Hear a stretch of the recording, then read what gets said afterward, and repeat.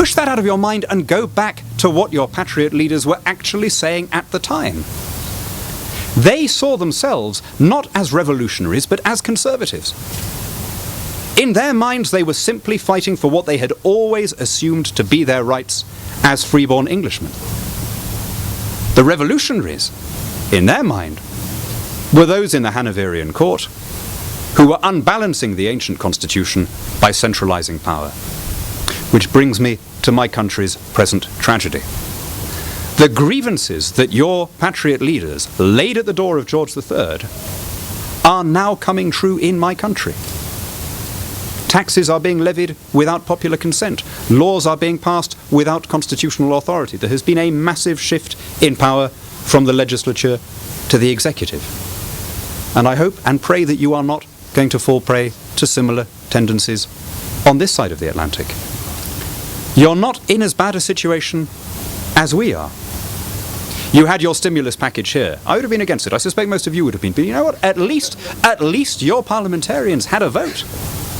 At least the stimulus package was haggled over by elected representatives who knew that they would have to go back within a year or two to the people who they were going to ask to re-elect them and justify how they'd voted. In the United Kingdom, Gordon Brown decreed a much larger sum per capita without so much as summoning Parliament. Not only was there no vote, there wasn't even a debate. And there was I thinking that we'd come through a civil war in my country to establish the principle that only the House of Commons might raise revenue through legal taxation. That's the thing that we're fighting against, this shift in power from citizen to state, from legislature to executive, from the elected representative to the unelected official.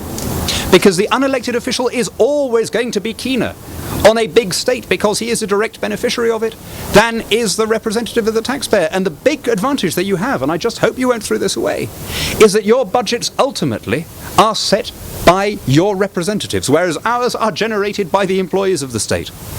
And therefore we've reached the stage in Europe where I could almost say that the chief function of government is the employment of its own employees. And everything else has become secondary. Thomas Jefferson, just before the Revolution, he predicted that there would be a large movement of people in this direction across the Atlantic, but very few would make the return journey. And how spectacularly true that turned out to be in a way that he couldn't possibly have imagined. Millions of my countrymen came and found new lives here, including several cousins of mine. One, a young second cousin of mine who found her way to Colorado. The bad news is that she's a Democrat. The good news is that weirdly she's actually in my flat in Brighton at the moment, and she isn't going to be voting here any time in the future. And maybe by the time she comes back, I'll have been able to talk some sense into her. She is very young. But let me close, my friends. Yeah. Okay. I'm coming to the end of my remarks, and I'll do so in this way, by appealing to you as a British politician who loves his country, appealing to Americans who still believe in theirs. Honor the vision of the men who wrote your Constitution.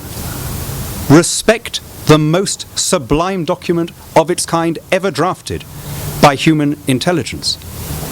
If you become more like the rest of the world, if you go down this path thinking that it will make you more popular, of spending more and having a European-style health system and a European-style social security system, it will make you less American, and it will betray the vision that your founders had. Because Jefferson's vision, when he said lots of people will come here, he didn't think that there was something unique about American soil or about American skies or about the gene pool of the people. He believed that the blessings of America were intrinsic in the form of government, and that if other countries copied that form of government, they too could share in the fruits of its success.